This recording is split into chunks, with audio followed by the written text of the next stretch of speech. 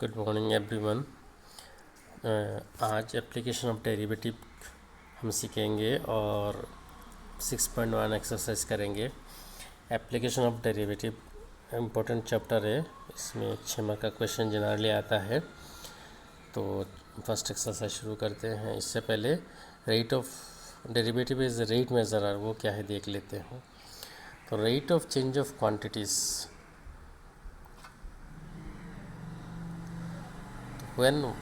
whenever y varies with another quantity x satisfying some rule y equal to fx, then dy dx or f dash of x represents its rate of change of y with respect to x। ये y एक quantity है, x एक quantity है। y का respect में जब y vary कर रहा है तो करस्पॉन्डिंग चेंज x में भी, x में करस्पॉन्डिंग चेंज के लिए y का चेंज होगा, इसी का नाम है रेट ऑफ चेंज। तो when y changes with respect to x we write dy dx। और ये रूल कौन सा है? y equal to f x. इसका हम एफ डैश ऑफ x भी कहते हैं और इसका नाम है rate of change of y with respect to x। अगर dy dx at x equal to 2 x equal to 3 लिखना है तो इस फॉर्मेट में लिखा जाता है dy dx x equal to x naught 1 to 3 ऐसे कुछ वैल्यू है, represents the rate of change of y with respect to x at x equal to x naught. Further, if two variables x and y are varying with respect to another variable t, that is x equal to ft and y equal to gt, then by chain rule dy dx equal to dy by dt by dx by dt where dx dt not equal to 0। ये वही parametric form है, x vary कर रहा है with respect to t and y vary कर रहा है with respect to t, that y with respect to t rate of change होगा dy dt by dx dt। अभी एक्सरसाइज 6.1 का क्वेश्चन है। ये एक्सरसाइज बहुत इजी है। फर्स्ट क्वेश्चन है, find the rate of change of the area of a circle with respect to its radius r। When first a equal to r equal to 3 centimetre, b equal to b r equal to 4 centimetre. तो हम मानते हैं a with the area of the circle.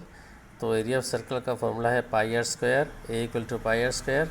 अभी differentiating both side with respect to r, तो d a d r equal to pi into d d r of r square, और d d r of r square 2r है, तो as a result d a d r हो गया 2 pi r. When r equal to 3, ये देखो लिखने का तरीका डी ए डी आर और r equal to 3 equal to 2 pi into r के जगह आप 3 लिख दो, तो हो गया आपका 6 पाई सेंटीमीटर स्क्वायर बाई सेंटीमीटर। यहाँ जो यूनिट लिखा है ये एरिया चेंज हो रहा है व्हेन रेडियस चेंज हो रहा है, तो सेंटीमीटर स्क्वायर बाई सेंटीमीटर, इसको कट के सेंटीमीटर मत लिखना, ये ऐसे यूनिट लिखा जाता है। ये समझाता है कि area with respect to radius change हो रहा है। नंबर 2, आर इक्वल टू 4 लिखोगे तो बस थोड़ा सा चेंज होगा, 2 pi r into 4 equal to 8 pi centimetre square by centimetre. Next question, the radius of a circle is increasing uniformly at the rate of 3 centimetre per second. Find the rate at which the area of the circle is increasing when the radius is 10 centimetre. एक circle है जिसका radius constantly increase हो रहा है with time, तो हमें area कितना increase हो रहा है with time when radius is 10 centimetre वो निकालना है। तो let r be the radius and a be the area of the circle at any instant of time t। तो डी आर डी टी कितना होगा according to question 3 centimetre per second. Question में given है area radius change हो रहा है 3 centimetre per second. एक second में 3 सेंटीमीटर बढ़ रहा है, इंक्रीज हो रहा है। तो डी आर डी टी को 3 सेंटीमीटर पर सेकेंड, और डी ए डी टी होगा डी डी टी ऑफ ए का वैल्यू है पाई आर स्क्वायर, तो ये होगा 2 pi r d r d t. तो therefore d a d t at r equal to 10 equal to 2 pi into r के जगह 10 और डी आर डी टी तो वैल्यू 3 है, तो एज अ रिजल्ट हो गया 60 pi centimetre square by second. That means rate of change of area equal to 60 pi centimetre square per second जब r equal to 10 centimetre आगा तब।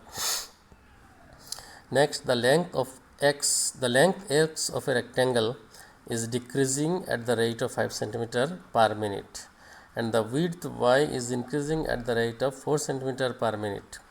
When x equal to 8 and y equal to 6 centimeter, find the rate of change of A, the perimeter, number B, the area of the rectangle.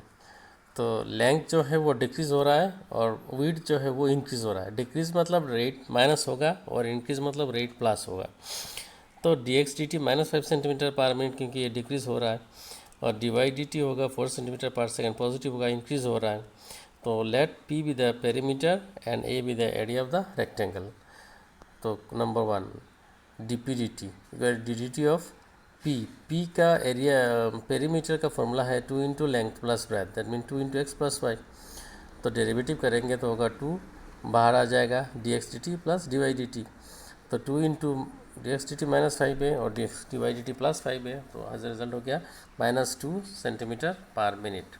इसका मतलब perimeter decrease हो रहा है पर minute में 2 centimetre करके.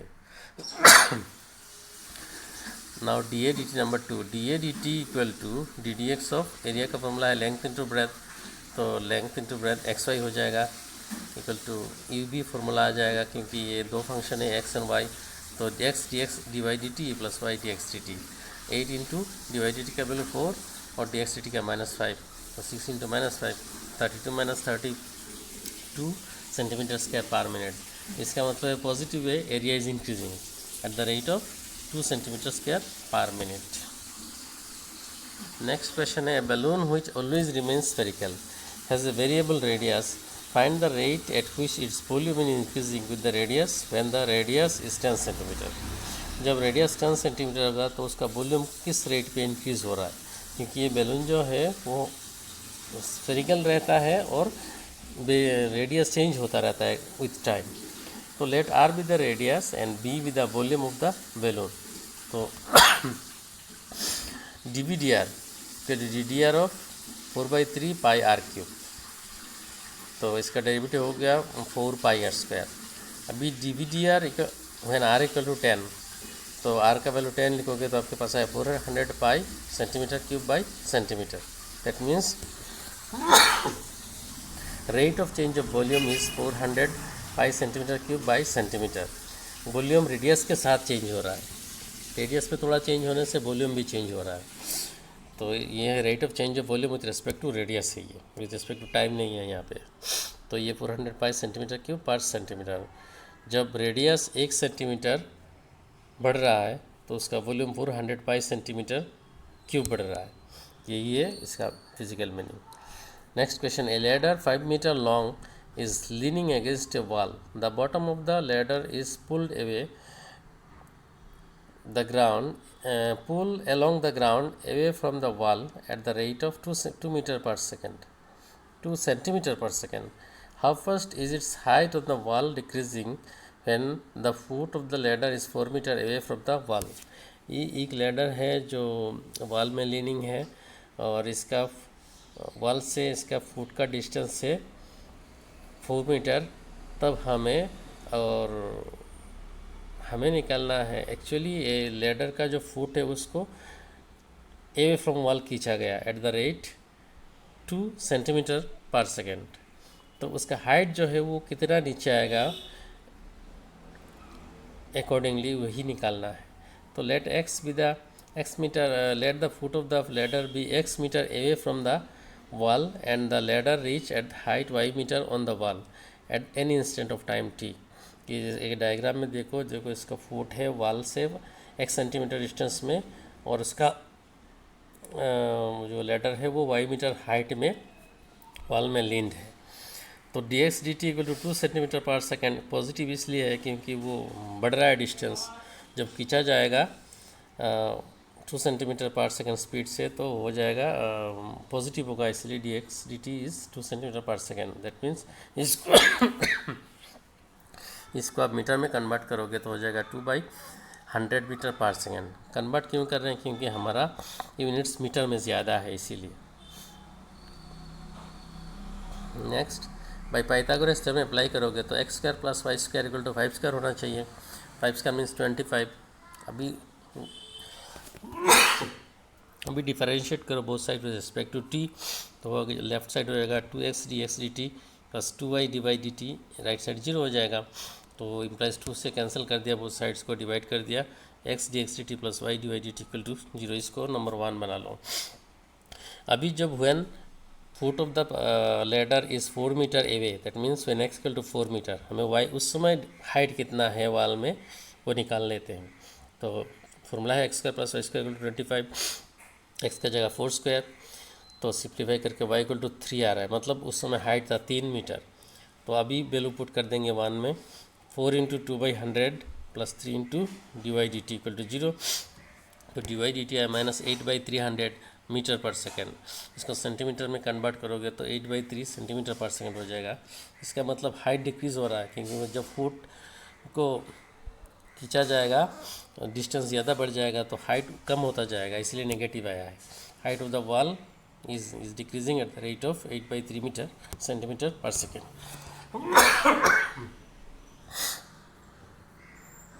Next है question number 14.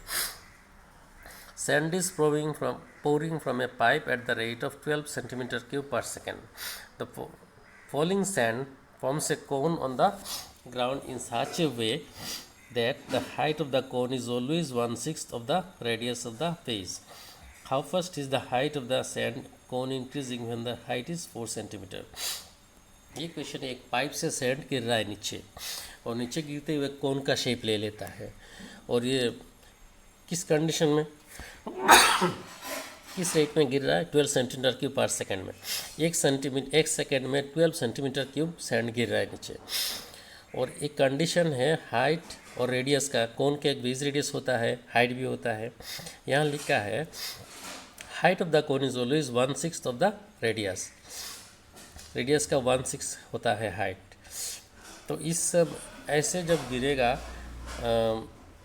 सैंड, तो how first is the height when it's base, how first height of the sand cone is increasing when the height is 4 centimetre. जब हाइट 4 सेंटीमीटर होगा तब उसका रेट क्या होगा ये निकालना है।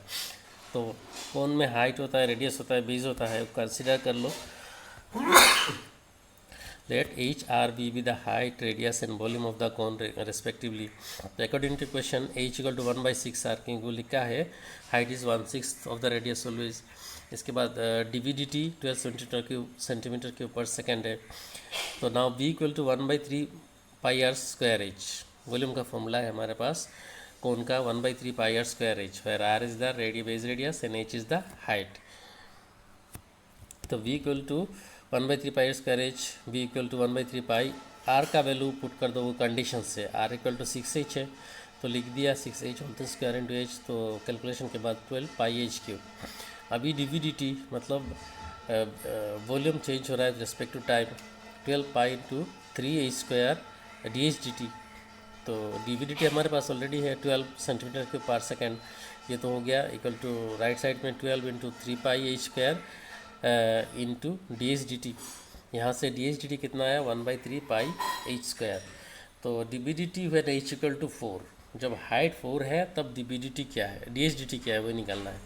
तो इक्वल 1/3 पाई इंटू एच का वैल्यू 4 लिख दो, तो हो गया 1/48 पाई सेंटीमीटर पर सेकेंड। इसका मतलब जब कौन का हाइट है 4 मीटर या 4 सेंटीमीटर यूनिट है, तो उसका जो हाइट चेंज का रेट है 1/48 पाई सेंटीमीटर पर सेकेंड, बहुत छोटा है।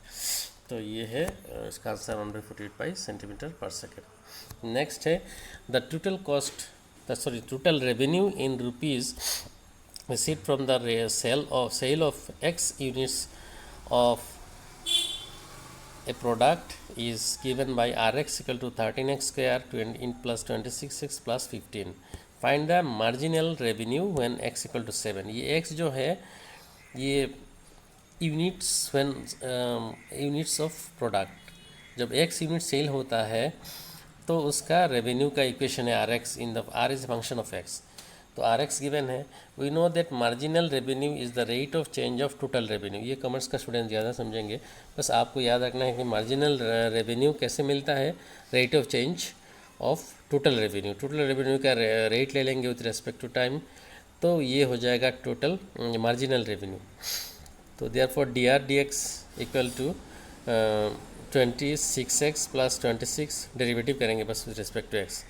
तो d r d x when x equal to 7 आया 208, that means marginal revenue is ₹208। तो टोटल रेवेन्यू को with respect to unit sell अगर डेरिवेटिव करते हो तो मिल जाता है मार्जिनल रेवेन्यू। ऐसे मार्जिनल कॉस्ट भी होता है। टोटल कॉस्ट गिवन रहेगा, आपको respect two units of production का रेस्पेक्ट में डेरिवेटिव करोगे तो उसका मार्जिनल कॉस्ट निकल आएगा, उसमें कॉस्ट फंक्शन दिया रहेगा। तो यही है फर्स्ट एक्सरसाइज, इजी है, कर लोगे, बाकी शाम आप खुद करोगे।